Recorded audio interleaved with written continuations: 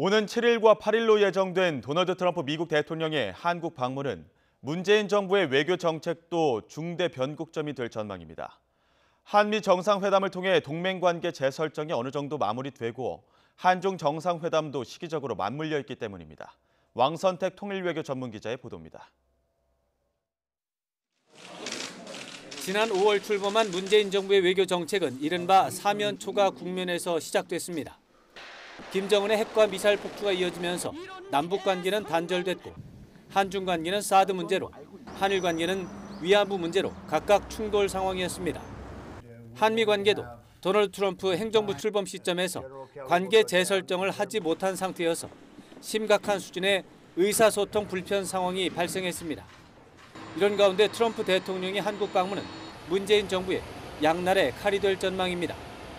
트럼프 대통령이 방한 일정에서 한미 동맹의 견고함을 과시할 경우 문재인 정부의 외교 환경은 크게 개선될 수 있습니다. The President will talk a lot about his admiration for the South Korean people and the importance, now more than ever maybe because of this threat from North Korea, the importance of our strong alliance.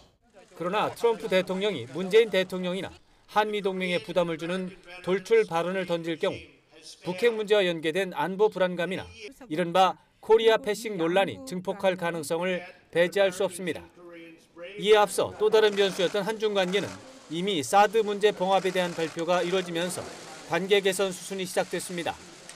베트남에서 열릴 예정인 한중 정상회담은 양국 관계 개선에 대한 양국 정상 차원의 의지를 재확인하면서 문재인 외교의 숨통을 열어줄 것으로 관측됩니다. 그렇지만 이번 주가 지나도 남북 관계는 여전히 걸림돌로 남을 전망입니다. 2달 가까이 잠잠했던 북한이 또다시 고강도 도발에 나설 경우 더욱 강한 제재, 더욱 강한 도발이 충돌하는 악순환 재발 가능성은 항상 존재한다고 볼 수 있습니다. 이에 따라 이번 한미 정상회담 이후 문재인 정부의 다음 과제는 북한 도발을 변수가 아니라 상수로 보면서 의연한 대응을 주도할 수 있는 정밀한 외교 전략 마련과 추진이 될 것으로 보입니다. YTN 왕선택입니다.